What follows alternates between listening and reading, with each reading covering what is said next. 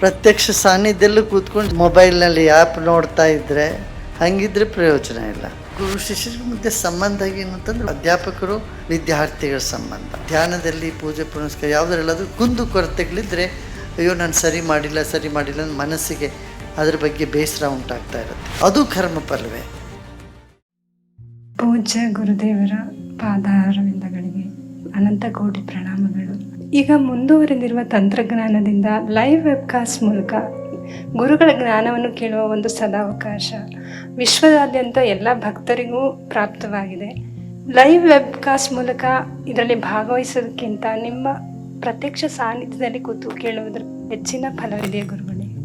ಹಾಗೇನಿಲ್ಲ, ಪ್ರತ್ಯಕ್ಷ ಸಾನ್ನಿಧ್ಯದಲ್ಲೂ ಕೂತ್ಕೊಂಡು ಮೊಬೈಲ್ನಲ್ಲಿ ಆ್ಯಪ್ ನೋಡ್ತಾ ಇದ್ದರೆ ಮೆಸೇಜ್ ನೋಡ್ತಿರ್ತಾರೆ, ಅಲ್ಲೂ ಇಲ್ಲೂ ಮಾತಾಡ್ತಿರ್ತಾರೆ, ತಲೆ ಎಲ್ಲೆಲ್ಲೋ ಹೋಗ್ತಾ ಇರ್ತದೆ. ಹಾಗಿದ್ರೆ ಪ್ರಯೋಜನ ಇಲ್ಲ.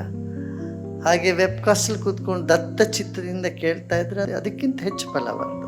ಆದ್ದರಿಂದ ಮನಸ್ಸಿನ ಮೇಲೆ ನಿರ್ಭರವಾಗ್ತದೆ.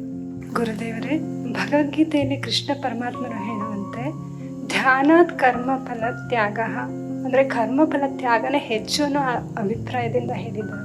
ಹೌದು, ಯಾಕೆಂದರೆ ನಾನು ಇಷ್ಟೊಂದು ಧ್ಯಾನ ಮಾಡಿದೆ ಅಂತ ಇಟ್ಕೊಂಡು ಕೂತ್ಕೊಂಡ್ರು ಅದು ನಮಗೆ ಬಾಧೆ ಉಂಟಾಗ್ತದೆ. ಈಗ ನಾನು ಇಷ್ಟೊಂದು ಪೂಜೆ ಪುನಸ್ಕಾರ ಮಾಡಿದ್ದೀನಿ, ಇಷ್ಟೊಂದು ಧ್ಯಾನ ಮಾಡಿದ್ದೀನಿ, ಇಷ್ಟೆಲ್ಲ ಮಾಡಿದ್ದೀನಿ, ನನಗೇನು ಸಿಗ್ತಾ ಇದೆ ಅಂತ ಮನಸ್ಸು ಕಂಪ್ಲೇನಿಂಗ್ ಮೂಡಲ್ಲಿ ಬಂದರೆ ಅದು ಪ್ರಯೋಜನ ಇಲ್ಲ. ಗೊತ್ತಾಯ್ತಲ್ಲ, ಒಳ್ಳೇದು ಮಾಡಿದ್ರೂ ಸಹ ಆ ಒಳ್ಳೇದು ಮಾಡಿದ್ದೀನಿ ಅಂತ ಅಭಿಮಾನ ಮಾಡ್ಕೊಂಡ್ಬಿಟ್ರೆ ಅಭಿಮಾನವೇ ಆ ಎಲ್ಲ ಫಲವನ್ನು ಕೊಚ್ಕೊಂಡು ಹೋಗ್ಬಿಡ್ತದೆ. ಅದರಿಂದ ಅಭಿಮಾನ ಇರ್ಕೊಡ್ದು. ಅದಕ್ಕೆ ಕರ್ಮಫಲ ತ್ಯಾಗದಿಂದ ಏನು ಯಾವ ಥರದ ಅಭಿಮಾನವೂ ಇರೋದಿಲ್ಲ. ಅಥವಾ ನಾವು ಮಾಡೋದ್ರಲ್ಲಿ ಧ್ಯಾನದಲ್ಲಿ ಪೂಜೆ ಪುನಸ್ಕಾರ ಯಾವುದರಲ್ಲಾದ್ರೂ ಕುಂದು ಕೊರತೆಗಳಿದ್ದರೆ ಅಯ್ಯೋ ನಾನು ಸರಿ ಮಾಡಿಲ್ಲ ಅಂತ ಮನಸ್ಸಿಗೆ ಅದ್ರ ಬಗ್ಗೆ ಬೇಸರ ಉಂಟಾಗ್ತಾ ಇರುತ್ತೆ. ಎಲ್ಲೋ ನಾನು ತಪ್ಪು ಮಾಡಿದ್ದೀನಿ, ಅದು ಕರ್ಮಫಲವೇ. ಆದ್ದರಿಂದ ಎಲ್ಲ ಥರದ ಕರ್ಮಗಳ ಫಲವನ್ನು ತ್ಯಾಗ ಮಾಡೋದು. ಒಳ್ಳೆಯ ಕರ್ಮವಾಗಿದ್ದರೆ ಗರ್ವ ಬರ್ತದೆ, ಕೆಟ್ಟ ಕರ್ಮವಾಗಿದ್ದರೆ ಆತ್ಮಗ್ಲಾನಿ ಆಗತ್ತೆ. ಇವೆರಡನ್ನು ತ್ಯಾಗ ಮಾಡಿದ್ರೆ ಮಾತ್ರ ಮನಸ್ಸು ನಿರ್ಮಲವಾಗುತ್ತೆ. ಗುರುಗಳೇ, ನಿನ್ನೆ ದಿನವೂ ಸಂಪೂರ್ಣ ಆನಂದ ಮತ್ತು ಕೃತಜ್ಞತೆಗಳಿಂದ ತುಂಬಿತ್ತು.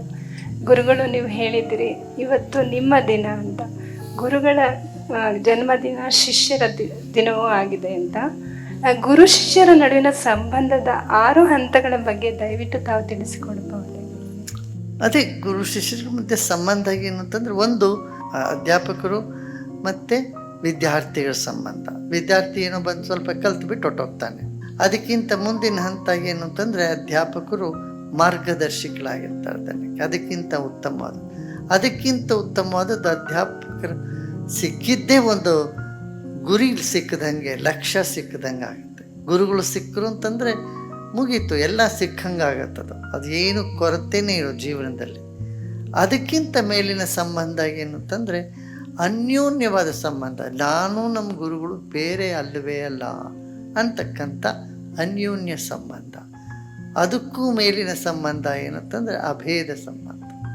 ಬೇರೆ ಯಾವುದು ಇಲ್ಲವೇ ಇಲ್ಲ, ತನ್ನ ಇರುವಿಕೆಯೇ ಇಲ್ಲ ಅಂತ ಅಂದ್ಕೊಂಡದ್ದು ಅಭೇದವಾದ ಸಂಬಂಧ. ಅನ್ಯೋನ್ಯ ಸಂಬಂಧ, ಅಭೇದ ಸಂಬಂಧ, ಈ ಥರ ದೈವಿ ಸಂಬಂಧ, ಇಂಥದ್ದೆಲ್ಲ ಇರ್ತದೆ ಬೇಕಷ್ಟು. ಅದು ಸಂಬಂಧವೇ ಇಲ್ಲದೆ ಇರ್ತಕ್ಕಂಥದ್ದು ಏನು ಅಂತಂತಂದರೆ ಅದ್ವೈತ. ಅಂದರೆ ಎರಡಿದ್ರೆ ತಾನೇ ಸಂಬಂಧಕ್ಕೆ, ಎರಡೇ ಇಲ್ಲ ಎಲ್ಲ ಒಂದೇ ಅಂತಕ್ಕಂಥ ಭಾವನೆ ಬರ್ತಕ್ಕಂಥದ್ದು.